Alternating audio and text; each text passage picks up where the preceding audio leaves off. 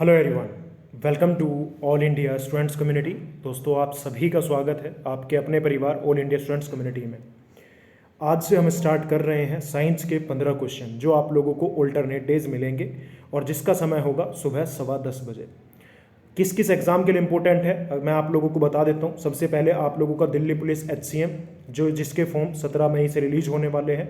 उसके बाद AWO, RRB के जो रेलवे के एग्ज़ाम है ग्रुप D और NTPC, इन सभी में जो साइंस के क्वेश्चंस पूछे जाने वाले हैं उन सभी क्वेश्चंस को हम कवर करेंगे और वो भी टॉपिक वाइज हम कवर किया करेंगे।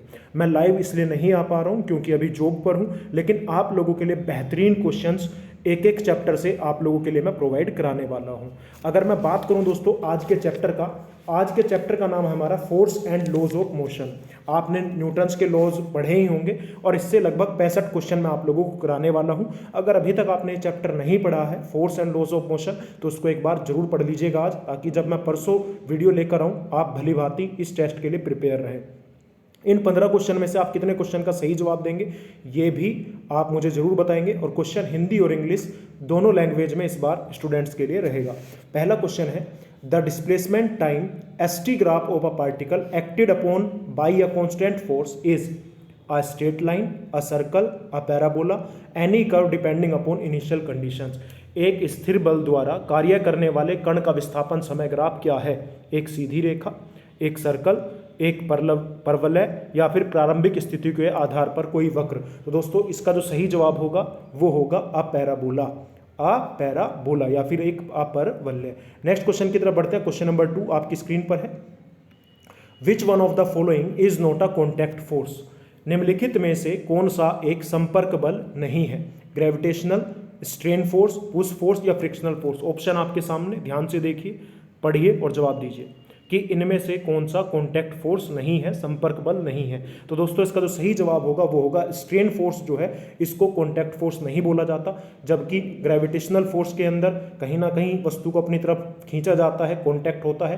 पुश फोर्स में भी अगर आपको किसी को पुश करना है तो उसमें कहीं ना कहीं आपका कॉन्टैक्ट होगा। फ्रिक्शन फोर्स में भी दो चीज़ें एक दूसरे के ऊपर रगड़ के चलती है तो कहीं ना कहीं फ्रिक्शनल फोर्स होता है। तो स्ट्रेन फोर्स जो है ये एक कॉन्टैक्ट फोर्स नहीं है।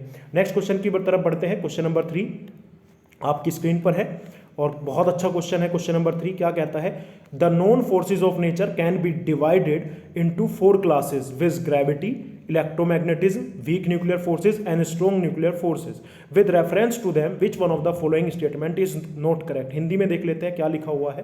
प्रकृति की ज्ञात शक्तियों को 4 वर्गों में विभाजित किया जा सकता है। वे कौन कौन सी है? गुरुत्वाकर्षण, विद्युत चुंबकत्व, कमजोर परमाणु बल और मजबूत परमाणु बल। उनके संदर्भ में कौन सा कथन सही नहीं है? पहला ऑप्शन है gravity is strongest of the 4। गुरुत्वाकर्षण चारों में सबसे मजबूत गुरुत्वाकर्षण बल है। विद्युत चुंबकत्व केवल विद्युत आवेश वाले कणों पर कार्य करता है। C कमजोर परमाणु बल रेडियोधर्मिता का कारण बनता है। या D मजबूत परमाणु बल एक परमाणु के नाभिक के अंदर प्रोटॉन और न्यूट्रॉन रखता है। तो दोस्तों इसका जो करेक्ट आंसर होगा मतलब यहाँ पर जो गलत है जो स्टेटमेंट वो है gravity is strongest of 4। Gravity चारों बल में सबसे स्ट्रॉन्गेस्ट है, ये गलत है क्योंकि ग्रेविटी चारों में सबसे स्ट्रॉन्गेस्ट नहीं है, सबसे वीकर फोर्स है, सबसे कमजोर फोर्स है ग्रेविटी। बाकी तीनों ऑप्शंस आप लोगों के सही है। क्वेश्चन नंबर 4 तो आपके स्क्रीन पर आ चुका है। Which of the following quantity is a measure of inertia? कौन सी मात्रा जड़ता का माप है? वेलोसिटी, एक्सेलरेशन, वेट या मास? तो दोस्तों इनर्शिया जो है कहीं ना कहीं डिपेंड करती है किस पर? मास पर। अगर ये क्वेश्चन पेपर में आए तो याद रखिएगा इनर्शिया जो है वो किस पर डिपेंड करती है? मास पर। ठीक है, जितना ज़्यादा मास होगा उतना ज़्यादा इनर्शिया होगा। तो करेक्ट आंसर होगा मात्रा जड़ता का माप है, that is inertia. Next question है the tendency of undisturbed objects to stay at rest और to keep moving with the same velocity is called. अव्यवस्थित वस्तुओं की विराम अवस्था में रहने या समान वेग से गतिमान रहने की प्रवृत्ति क्या है? वेग, बल, जड़ता या गति? जवाब दीजिएगा। कोई व्यक्ति अगर आराम से है तो आराम से ही है और चल रही है तो चल रही है, इसको आप क्या बोलेंगे? And the right answer will B momentum. क्या बोलेंगे? Sorry, inertia. इनर्शिया बोलेंगे आप इसको, जड़ता। जड़ता, कोई रेस्ट पर है तो रेस्ट पर रहेगा, और मोशन में है तो मोशन पे, उसको आप बोलेंगे जड़ता।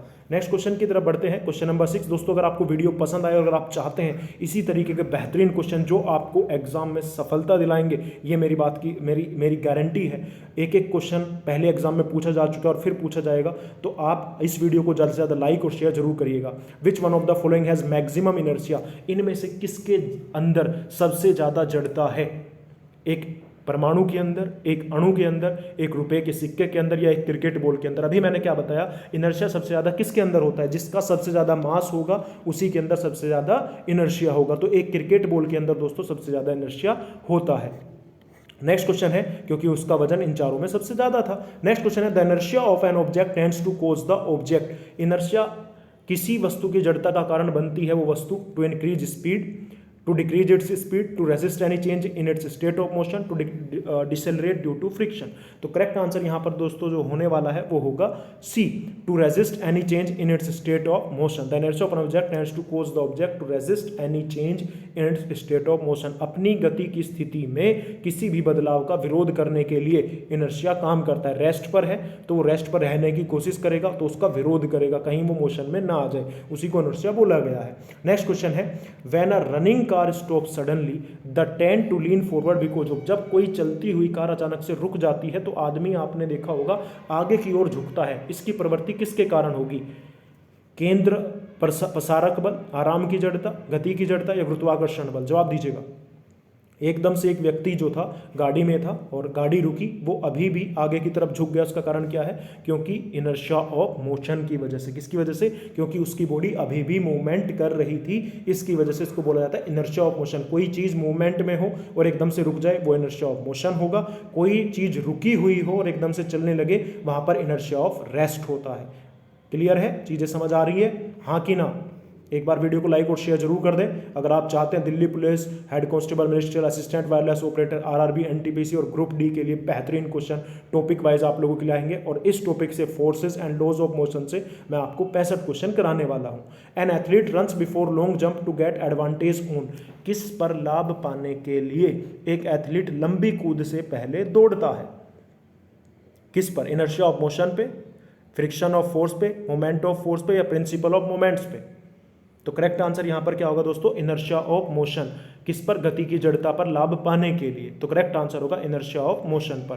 क्वेश्चन नंबर 10 है, एक यात्री है, आपने देखा होगा जब बस रुकती है तो वो आगे की तरफ गिरता है, और जब बस एकदम से चलने लगती है तो वो पीछे की तरफ होता है। ये किसकी वजह से होता है? फोर्स की वजह से, डिस्प्लेसमेंट की, इनर्शिया की, या मोमेंटम की? जवाब दें, जल्दी से क्वेश्चंस को पढ़ा करें, जवाब दिया करें। मैं ऑफलाइन जरूर हूं, लेकिन आपके कमेंट का इंतजार रहता है, और वीडियो बताइएगा कैसा लगा। इनर्शिया की वजह से, तो करेक्ट आंसर होगा जड़ता। नेक्स्ट क्वेश्चन की तरफ बढ़ते हैं दोस्तों, question number 11। Newton's first law is also known as. Newton के पहले लॉ को और क्या बोला जाता है? Law of friction, law of momentum, law of inertia, laws of motion. And the right answer will be law of inertia. Newton के first law को बोला गया है लॉ ऑफ इनर्शिया, जड़ता का नियम। नेक्स्ट क्वेश्चन है, Newton's law of motion do not hold good for objects. Newton's laws of motion do not hold good for objects at rest, moving slowly, moving with high velocity, moving with high velocity compare to velocity of light. And the correct answer is, और इसका जो सही जवाब होगा वो होगा moving with velocity comparable to velocity of light. Question number 13 दोनों language में अवेलेबल है, यहाँ पर शायद लैंग्वेज मिस हो गई मुझसे, मैं आगे ध्यान रखूंगा।